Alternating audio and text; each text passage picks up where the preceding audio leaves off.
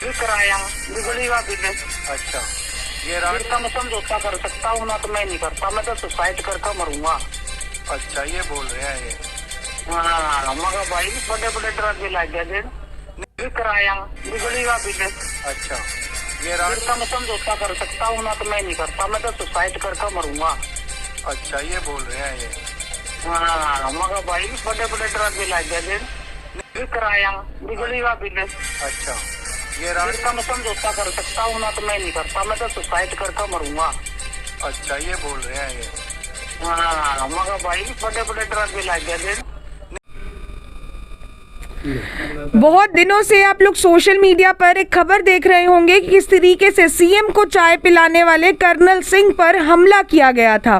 क्या कुछ इस मामले की पूरी सच्चाई है, उसी को लेकर जहां एक पक्ष लगातार आप सोशल मीडिया पर देख रहे होंगे कि कर्नल और उसकी मां लगातार हंगामा कर रहे थे कि मेरे बेटे के साथ मारपीट की गई है, मेरे बेटे को इंसाफ दिलवाया जाए, प्रशासन के चक्कर पर चक्कर काटे जा रहे थे। और उसकी मां का यह भी कहना था कि कहीं ना कहीं मुझे भी वकीलों के चैम्बर में धक्के मारे गए हैं, मेरे बेटे के साथ मारपीट की गई है।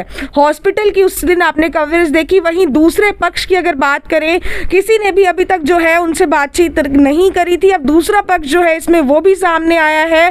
कर्नल और उसके पार्टनर जो थे, उन्हीं के जिन्होंने उनकी पार्टनरशिप करवाई थी दोनों की, विनोद राणा जी जो कि एक एडवोकेट है, वो इस समय हमारे साथ मौजूद हैं, जिन पर आरोप थे कि कर्नल के साथ उन्होंने मारपीट की है। उनका क्या कुछ कहना इस मामले पे, वो बातचीत करते हैं। मेरी आप सभी लोगों से अपील, इस वीडियो को, इस खबर को देखने वाले लोग इसे ज़्यादा से ज़्यादा शेयर भी जरूर करें। कुछ रिकॉर्डिंग्स भी हम आप लोगों को सुनाएंगे। जी सर, क्या कुछ बताना चाहेंगे, क्या हुआ था उस दिन जिस दिन कर्नल की मां रो रो कर अस्पताल में ये कह रही थी कि विनोद राणा द्वारा जो है मेरे बेटे पर हमला किया गया है, मारपीट की गई है और मैं एक लेडीज हूँ, मेरे साथ धक्का मुक्की की गई है। और उसी वीडियो में एक और इंसान भी मौजूद थे जो उन्हें उठाकर अस्पताल लेकर गए थे। उनके भी आरोप थे कि आपने मना किया था कि इन्हें हॉस्पिटल ना लेकर जाओ। नहीं मैडम, ये ना उसकी मदर को किसी ने मारा हमारे चैम्बर में। वो पार्टनरशिप के चक्कर में, होटल में पार्टनरशिप थी मेरे भतीजे की, उसको हिसाब नहीं दे रहे थे। उसके क्या नाम है सर आपके भतीजे का? विकास। विकास के साथ पार्टनरशिप? हाँ, उसको ये कोई हिसाब नहीं दे रहे थे, हर महीने लॉस बता रहे थे। तो उसी सिलसिले और वहाँ से होटल से मशीनें ये उठा लाए। जब मैंने चैम्बर में कहा भी मैं बात नहीं करूँगा, तो ये ज़बरदस्ती आके बैठ के कहने लगे हमारा हिसाब कराओ। मैंने कहा भी जो तुमने मशीनें उठाई हैं वो वहाँ लेके जाओ, तो ये मना करके बिल्कुल भी। तो मैंने बोला भी अगर तुम ऐसे करोगे, मशीनें उठा के वहाँ नहीं रखोगे, तुम्हारे खिलाफ़ वो कार्रवाई करेंगे, पर्चा दर्ज।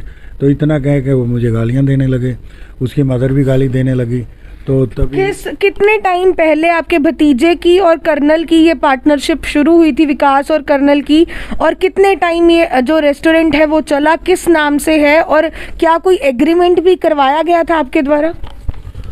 हाँ मैडम, 5 महीने हो गए हैं उसे, और लड्डू गोपाल के नाम से खालसा कॉलेज के सामने था। तो ये मेरे से रिक्वेस्ट कर रहा था भाई मेरे को पार्टनर मिलाओ कोई। तो मैंने इसको पार्टनर बनाया था अपने भतीजे को, और बाय चेक इसको पेमेंट दिलाई थी मशीनों के। इसने पैसे लगाए थे 9 लाख, 4.5 लाख इसको दिलवा दिए थे, और 1 लाख रुपये और इसने उसके फादर से उधारा लिया था। और उसी सिलसिले में ये हर महीने कह देता था भी लॉस हो रहा, कभी 15,000 कभी 20,000 उनसे लेता था। तो उन्होंने कहा भी होटल को बंद कर दो अगर नहीं बचना। मैंने भी कहा, तो नवंबर में बंद करना था। तो नवंबर में ये 8 तारीख को खोल के कुछ मशीनें ले आया वहाँ से। तो इसी सिलसिले में वो मेरे चैम्बर में आ गया। तो मैंने बोला भाई उसे, आप जो मशीनें आपने निकाले हैं वो वापस रखो। तो उसने मना कर दिया रखने से। तो मैंने कहा भी नहीं तो तुम्हारे खिलाफ़ कार्रवाई करेंगे, पर्चा दर्ज कराएंगे। तो इतना सुन के वो मुझे गालियाँ देने लगे। तो बाहर से जैसे उनके गालियाँ सुन के बाहर एडवोकेट आए, मेरे पास आए, क्या बात होगी? मैं कहा भी ऐसे ऐसे ये गालियाँ दे रहा है चैम्बर में आके। जैसे वकीलों ने उसको रोकना चाहा तो उसने वकीलों को लात मुक्के गुस्से मारने शुरू कर दिए। और कौन कौन से वकील उस समय आपके चैम्बर में आए थे जिनके साथ कर्नल की हाथापाई हुई थी? देखो, मेरे को तो उन्होंने जैसे एकदम से कर्नल ने जेब में से सुआ निकाल के यहाँ मारा। देखो ये सारा फटा हुआ है मेरा, ये रुमाल भी है। जो उस दिन खून से लथपथ हो गया था, मेरी सारी ड्रेस ख़राब हो गई थी। मुझे तो पता नहीं है कौन उस टाइम, मेरे को तो दर्द इतना हो रहा था, पर जैसे ये मार के मुझे सुआ मार के भागने लगा तो दीवार से टकरा के ये एकदम से फर्श पे गिरा। फर्श पे गिरने से इसको चोट लगी, पता नहीं क्या, मैंने तो इतना देखा ये फर्श पे लगा है, गिरा है। तो फिर मैं तो हॉस्पिटल में चला गया। तो उसके बाद ये एम्बुलेंस में वहाँ गया होगा अगले दिन, इसको कोई चोट नहीं थी। हॉस्पिटल वालों ने सुबह नेक्स्ट डे इसको डिस्चार्ज कर दिया। और तब से लेके आज तक ये ब्लैकमेल कर रहे हैं मुझे। कभी 10 लाख मांगते हैं कंप्रोमाइज़ के, कभी कह रहे हैं हम SC/ST एक्ट लगवा देंगे तुम्हारे पे झूठा। तो ये जो 10 लाख मांगे जा रहे हैं, ये जो पार्टनरशिप खत्म करके अलग अलग उसमें जो इन्वेस्ट किया हुआ था उसके मांगे जा रहे हैं, या अलग से ब्लैकमेल करा जा रहा है उसके मांगे जा रहे हैं? नहीं, ब्लैकमेल करके मांग रहे हैं मेरे को। हर रोज़ फ़ोन आ रहे थे बीच में इनके कोई जानकार है लेडीज़ के, भाई ये नहीं मान रहे, कह रहे हम पैसे लेंगे। और मेरे पास आज भी फ़ोन आया था, मैं सुना देता हूँ। तो आप देख सकते हैं किस तरीके से लड्डू गोपाल के नाम से एक रेस्टोरेंट की ओपनिंग हुई थी, जिसमें विनोद राणा के भतीजे विकास व कर्नल जिन्होंने सीएम को चाय पिलाई थी जब नाइट मार्केट की ओपनिंग की गई थी, उन दोनों की पार्टनरशिप थी। और ये पार्टनरशिप किस तरीके से एक रंजिश बन जाती है वो देखिए कि थोड़े दिन पार्टनरशिप चलती है, काम सही नहीं चल रहा होता है, तो इसे बंद करने की जब बात आती है तो वापस से वो इन वकील के पास पहुंचते हैं कि हमारा जो है आप एंड करवाएं इस पार्टनरशिप का, और जो भी जिसका बनता है वो उसे दें। तो जब कर्नल वहां से बिना अपने पार्टनर को इन्फॉर्म किए 2 मशीन्स उठाकर ले जाता है, इस बात को लेकर कहीं ना कहीं पार्टनर से बहस होती है। उसके बाद जब निपटारे की बात आती है तो वकील साहब ने कहा कि आप लोग मशीन वापस रखवाएं, तभी जो है हम इस चीज का निपटारा कर पाएंगे। और इसी बात को लेकर कहीं ना कहीं बहस शुरू होती है। चैम्बर में वो बात करने के लिए आए हुए थे।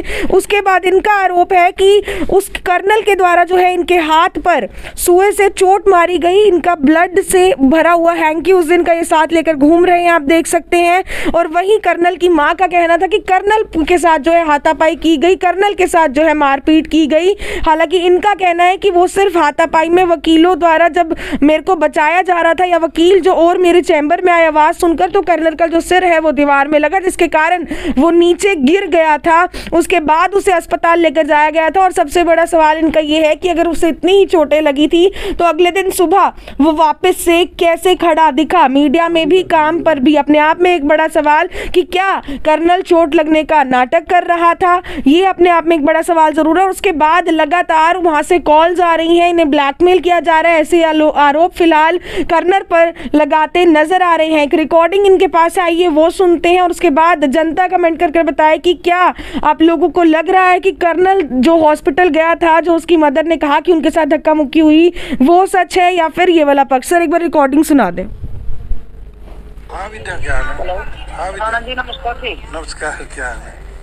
इन बंदा की तार कतबाजी आई, मैं सांझ तक वार होगी थी, उनका तो फोन चाले वाली तक हाँ, ये फोन ही समझौते माते को होगी कुछ बात है। नहीं, क्या कह रहे हैं अब ये? तो मैं करे 9 लाख रुपया दुकान का दिवा दे हमारा तो। सुनो, हाँ, क्या कितने पैसे मांगते हैं? 9 लाख रुपया दुकान का दिलवा दे, बर्तना का, सामान का, और अपनी दुकान आप संभाल ले, और मेरी तनख्वाह दिवा दे, और किराया किया ना दे। अच्छा, और भी किराया, बिजली का बिल। अच्छा, ये रात जिसका मैं समझौता कर सकता हूँ ना, तो मैं नहीं करता, मैं तो सुसाइड करके मरूंगा। अच्छा, ये बोल रहे हैं ये? हाँ, मगर भाई बड़े बड़े ड्रग भी ला दिया। नहीं, कर्नल ने बोला, इसकी मदर ने बोला? कर्नल ना है। अच्छा, तो आप देख सकते हैं, सुसाइड कर कर मर जाऊंगा अगर 9 लाख रुपया ना दिया गया, वर्कर्स की सैलरी नहीं दी गई, बिजली का बिल नहीं दिया गया। ऐसा ये 3 चीजें जो है फिलहाल कर्नल डिमांड करते नजर आ रहे हैं किसी के थ्रू। इन वकील साहब से एक बार बातचीत कर लेते हैं। सर, सुसाइड की भी धमकियां दी जा रही हैं? हाँ जी, कह रहे हैं भी हमारे को पैसा दो, झूठी कहते हैं, किसी को बोल देते हैं भी हम सुसाइड करेंगे तुम्हारे नाम से, हम लेटर छोड़ देंगे, ये कर देंगे, ब्लैकमेल करते हैं हमारे मेरे। तो आपने इसके अगेंस्ट कोई कंप्लेंट वगैरह दी है? नहीं, इसके मैंने प्रधान जी से भी बात करी, हमारे वाइस प्रधान है हरीश आर्या जी, उससे भी आज बात करी थी। हमारी एसोसिएशन आज बैठ के मीटिंग करेगी और ये कल हम निर्णय लेंगे भी जो ये हमारे को धमकियां दे रहा है, ब्लैकमेल कर रहा है, इसका क्या प्रधान जी निर्णय लेते हैं। तो ये थे हमारे साथ विनोद राणा, जिन पर लगातार आरोप लग रहे थे कि कर्नल को जो है इनके द्वारा पीटा गया है, मारपीट की गई है, लेकिन ये इन सब आरोपों को झूठा बताते हुए यहाँ पर नजर आए और लगातार यही कह रहे थे कि कर्नल द्वारा जो है मुझे मारा गया। और उसके बाद जब और वकील चैम्बर में आए तो कहीं ना कहीं हाथापाई शुरू हो गई, जिसके बाद कर्नल का सिर दीवार में जा भिड़ा और वो नीचे गिर गया। और उसके बाद इन्हीं के ग्रुप का कोई मेंबर आकर इन्हें अस्पताल लेकर चला गया। कुछ और लोग भी, उनसे भी बातचीत कर लेते हैं। जी सर, आप भी क्या उस दिन वहां पर मौजूद थे? क्या पता है आपको इस मैटर के बारे में? अगर हम बात करें, क्या नाम है आपका? कुछ और लोग भी। जी सर, क्या नाम है आपका और इस मैटर के बारे में क्या कुछ कहना चाहेंगे?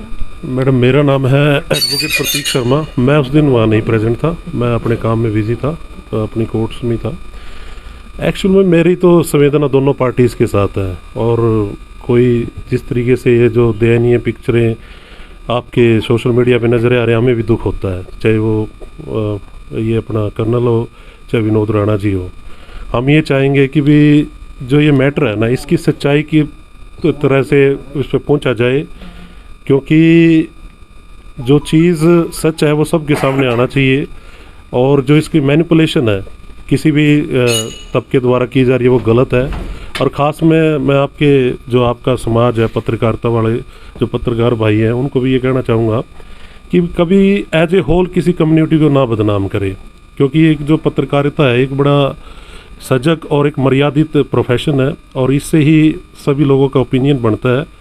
अगर गलती इन दोनों के बीच में हो सकती है, as a whole advocates community का कोई लेना देना नहीं है इसमें। आपको ऐसा लगता है कि पत्रकारों द्वारा ऐसा कुछ भी कहा गया? बिल्कुल डेफिनेटली किया जा रहा है, और मैं उनको आपके माध्यम से कहना चाहूँगा कि आप जिस प्रोफेशन में है ना, इसने आज़ादी से पूर्व और आज़ादी के बाद और आज भी ये एक बहुत बड़ा हमारी लोकतंत्र का जिम्मेदार स्तंभ है, और देश की हर मतलब उसमें सुरक्षा में और इसकी किसी भी स्थिति में ये बड़ा इनका अभिनव है। वो एडवोकेट थे और चैम्बर में यही हुआ था, इसी तरीके की खबर दिखाई गई। एज अ होल तो किसी कम्युनिटी को नहीं बुरा बोला गया। कुछ पत्रकार, कुछ न्यूज़ चैनलों पे हम देख रहे हैं कि वकीलों ने ऐसा किया, वकीलों ने वैसा किया, वकील ऐसे होते हैं, न्याय नहीं देने देते, इसमें पुलिस भी मिल जाती है, जज भी मिल जाते हैं। आप ये मानिए, अगर सिस्टम में से, अगर जुडिशल सिस्टम में से आप एडवोकेट्स को निकाल दो ना, तो मेरे ख्याल से जो वर्स्ट सोचा जा सकता है about the nation, about the society, वो होगा।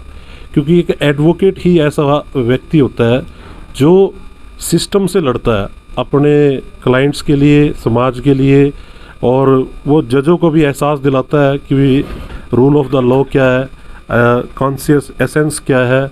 और इसी तरह से पुलिस की जो खामियां हैं, पुलिस जो जितने भी पुलिस में सुधार हुए हैं या जुडिशल सिस्टम में जो सुधार हुए हैं, चाहे वो DK बासु की जजमेंट है, या जो एनवायरनमेंट से रिलेटेड जितने रिफॉर्म्स हुए हैं, या जो आज करंटली हो भी रहे हैं, वो सारे के सारे कहीं ना कहीं जनहित याचिका के द्वारा, वकीलों द्वारा ही की जाते हैं।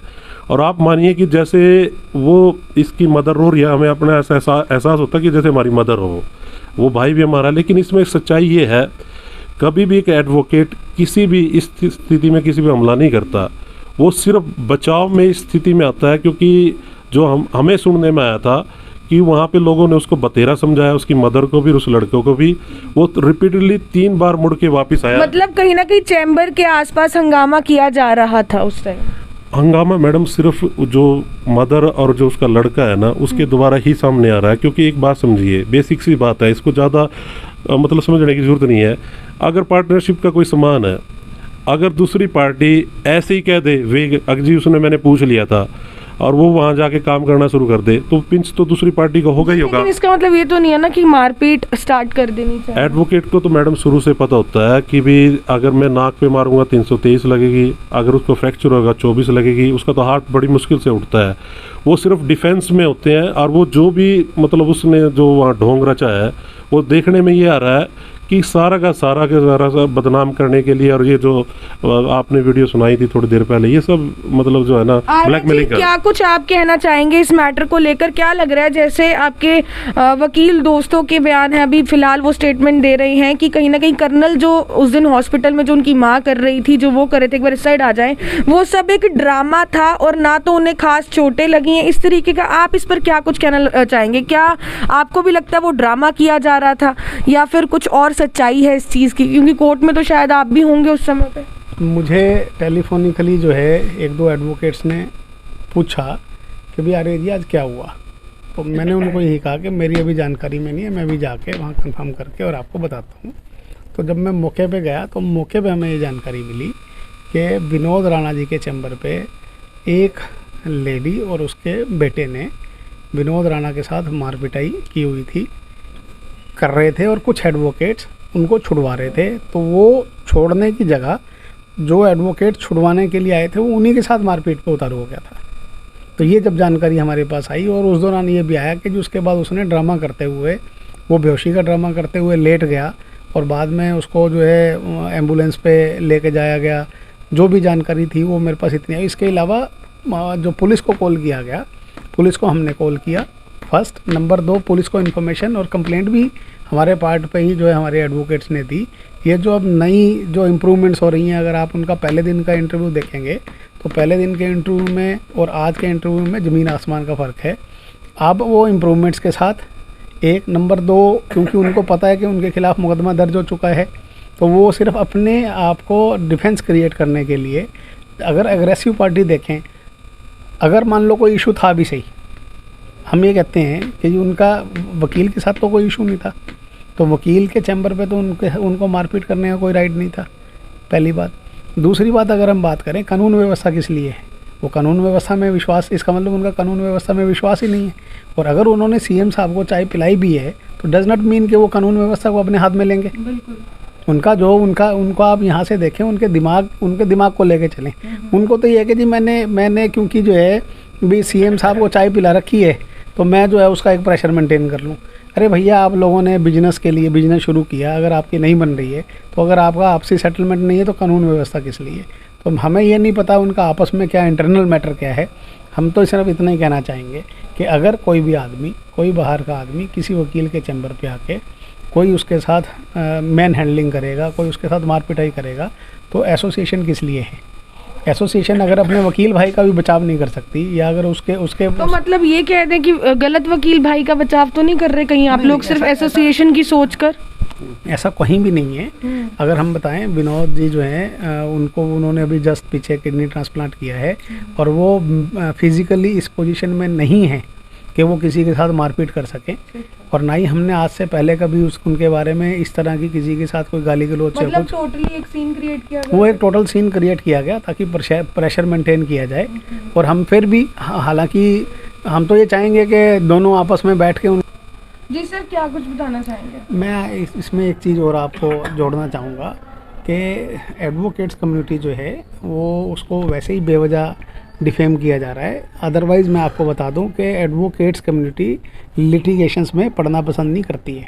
आप अगर जाके देखेंगे तो आज भी कोर्ट कॉम्प्लेक्स के अंदर आम लोगों के डिस्प्यूट ज़्यादा हैं। वकीलों का कोई डिस्प्यूट होगा, वो भी जो धक्के से उनके ऊपर पड़ता है वो उनको भुगतना पड़ता है। अदरवाइज़ वकील लिटिगेशन से दूर रहते हैं, पहली बात। दूसरी बात ये है कि ये कह देना कि जी सारे वकील इकट्ठे हो गए थे, ये टोटल गलत है। उसको छुड़वाया गया, बहुत से लोगों ने उसको छुड़वाया, इवन जिन्होंने उनको छुड़वाया उन्होंने उनके साथ भी मारपीट की, तो ये टोटल ओवरऑल गलत है। तो इस तरह की, हाँ, हम ये कहना चाहेंगे, जो भी हमारे सारे हम आप और हम दोनों, आप बात समझें, आप अगर लोकतंत्र के प्रहरी हैं तो जो एडवोकेट्स कम्युनिटी है वो भी लोकतंत्र की प्रहरी है। आपके साथ अगर मान लो मैं कहता हूँ पीछे किसी के साथ गलत हुआ, मान लो मैं किसी एक विशेष का नाम नहीं लेता, किसी के साथ गलत हुआ तो उसने भी तो वकीलों के माध्यम से ही अपनी पैरवी की, वो उसको उसने न्याय व्यवस्था से अपील की। तो मेरा कहने का मेरा जो बेसिक पर्पज़ ये है कि किसी भी सारी वकील कम्युनिटी को डिफेम नहीं किया जाना चाहिए। अगर किसी का, पहली बात तो आप ये पॉइंट क्यों कह रहे हैं डिफेम नहीं किया जाना चाहिए, इसका कुछ देखिए, अभी पीछे हमें स्पेशल कुछ एडवोकेट्स ने इकट्ठे होकर हमें कहा कि भाई आर्या जी उस मैटर में जो है एडवोकेट्स कम्युनिटी पे बार बार जो है वो एलिगेशन लगाए जा रहे हैं, उनको टारगेट किया जा रहा है, तो भी आप लोग जो है एक बार उनसे बातचीत करें। तो फ्रैंकली मैंने अभी तक हालांकि न्यूज़ देखी नहीं है, तो मैं आज सारा बैठ के और वो हम अपना पक्ष जो है फिर रखेंगे। और इसीलिए हमने विनोद जी से बातचीत की, तो विनोद जी ने कहा कि भी मैं थोड़ा सा, क्योंकि इनको चोट थी उस दिन, इनको चोट लगी हुई थी, तो दूसरा ये था कि ये उस दौरान अपनी कार्रवाई, पुलिस कार्रवाई कराने में मशगूल थे, तो दैट्स वाई जो है उन्होंने तो देखो जहाँ तक मैं समझता हूँ उन्होंने एक प्रोपोगंडा रचा था और प्री प्लान्ड प्रोपोगंडा था। इसी वजह से जो है वो इमीडिएट बताते हैं कि जी एम्बुलेंस टाइप कुछ साधन भी आया, एम्बुलेंस थी या नहीं थी या गाड़ी में लेके गए, बाद में एकदम से मीडिया भी आया, बाद में जो उन्होंने स्टेटमेंट्स दी वो भी धीरे। सर मीडिया तो रहता ही, काम ही यही है ना, हम लोग तो खबर देखते हैं, तो ऑन द स्पॉट मीडिया नहीं आएगा तो कौन आएगा? नेचुरल सी बात है, उनकी ड्यूटी है। आप एक बात समझें कि एक तरफ हमारे एडवोकेट को जब चोट लगी तो उनकी प्रायोरिटी थी अपना इलाज कराना और पुलिस को इन्फॉर्म करना। उन्होंने जो प्रायोरिटी चूज़ की, उन्होंने क्या किया कि इलाज, क्योंकि उनको पता था कि उनको चोट तो है नहीं, इलाज उन्होंने कराया नहीं, लेकिन उन्होंने मीडिया बुला के और एडवोकेट्स कैटेगरी को जो है डिफेम करने की कोशिश की। तो उन्होंने सच्ची बात जो है वो मीडिया से छुपाई, सच्ची बात उन्होंने मीडिया के सामने नहीं रखी। हम यही बात उनको कहना चाह रहे हैं कि अगर उनका बैठ के सेटल होता है तो बैठ के सेटल करें, अगर उसमें भी कहीं उनको किसी चीज़ की हेल्प की ज़रूरत है। अगर हम मान लो कह रहे हैं कि वो सेटल करना चाह रहे हैं, डज नॉट मीन कि हम गिल्टी हैं। हम भी यहाँ अगर हमारे पास भी अगर मैटर आते हैं तो हम भी कोशिश यही करते हैं कि जी अगर आपका सेटल होता है तो बैठ के कर लें, अदरवाइज़ नहीं सेटल होता तो कोई बात नहीं, कचहरी पड़ी है, लड़ो। तो ये आप लाइव तस्वीरें देख रहे थे करनाल के सेक्टर 12 कोर्ट से, जहां हमने आपको दिखाया किस तरीके से वकीलों पर आरोप लगे थे कुछ कि वकीलों के चैम्बर में मारपीट की गई चाय पिलाने वाले, सीएम को चाय पिलाने वाले कर्नल के साथ। लेकिन क्या कुछ पूरी सच्चाई है दूसरे पक्ष के हिसाब से, वो हमने आपको दिखाई। लेकिन अब जनता डिसाइड करेगी कि कौन सच्चा है कौन झूठा है, क्योंकि कर्नल की पहले दिन से लेकर अब तक की सोशल मीडिया पर आप काफ़ी खबरें भी देख चुके होंगे। और साथ ही साथ इन्वेस्टिगेशन का इशू है और आने वाला टाइम बताएगा कि आखिरकार सच कौन बोल रहा है, चोट किसने मारी थी, किसको लगी थी, ये तो पुलिस इन्वेस्टिगेशन के बाद ही पता चलेगा। लाइव तस्वीरें आप देख रहे थे टिप टॉप हरियाणा के माध्यम से, सहयोगी साहिल शर्मा के साथ मैं नीरा माटा, टिप टॉप हरियाणा, करनाल।